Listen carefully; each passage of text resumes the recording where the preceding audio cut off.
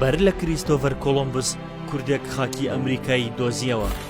ئەحمەد مەحیەدین پیری زانا و گەڕیدەی بەناوبانگی کورد دە ساڵ بەر لە کریستۆفەر کۆلۆمبس و لە ساڵی 1482 چووە سەر خاکی ئەمریکا.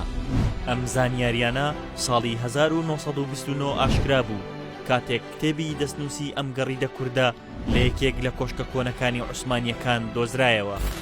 لە دەستنووسەکەدا باسی هەموو ئەو شار و وڵاتانە دەکات کە وەک ئەدمیراڵی سوپای عوسمانیەکان پێیاندا گەڕاوە و ئەمریکاش یەکێکە لەوانە. ئەحمەد مەحیەدین پیری ساڵی 1465 لە گوندی پیری زێدی شێخ سەعیدی پیران لە باکووری کوردستان لەدایک بووە. هەر لە تەمەنی لاویدا پەیوەندی بەهێزی دەریایی عوسمانیەکانەوە دەکات و زۆر بە خێرایی گەشە دەکات و دەبێت بە ئەدمیراڵ لە سوپاکەدا.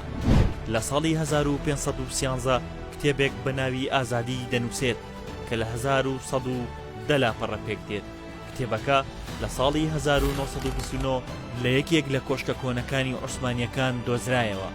تێیدا نەخشەسازی بۆ تەواوی ئەو وڵاتانە کردووە کە وەک ئەدمیراڵ لە سوپادا توانیوێتی پێیاندا تێپەڕێت.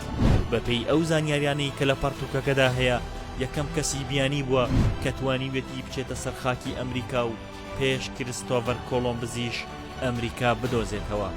ئەم گەڕیدە کووردە تەنانەت پۆلێنی زەوی و خاک و ئاو و مرۆڤەکانیشی کردووە کە دەیسەلمێنێت یەکەمین جارە کوردێک توانیوێتی بچێتە سەر خاکی ئەمریکا.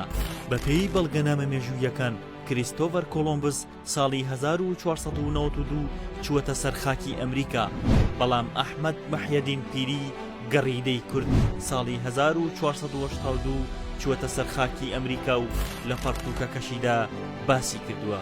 بەپێی ئەو زانیاریانەی لە کتێبەکەدا بڵاو کراوەتەوە ئەو کاتە 85 ملیۆن کەس لە هەندیە سوورەکان لە خاکی ئەمریکادا ژیاون کە زۆربەیان دانیشتوانی ناوچە دارستانیەکان بوون. کتێبەکەی پیری لای ژمارەیەکی زۆر لە زانکۆکانی گیان باوەڕ پێکراوە و لای هەندێکیشان وەک پرۆگرامی خوێندن دەخوێنرێت. تا ئێستاش ئاژانسی ناسا و جوگرافی ناسەکان وەک سەرچاوەی باوەڕ پێکرا و بەکاری دەهێنن.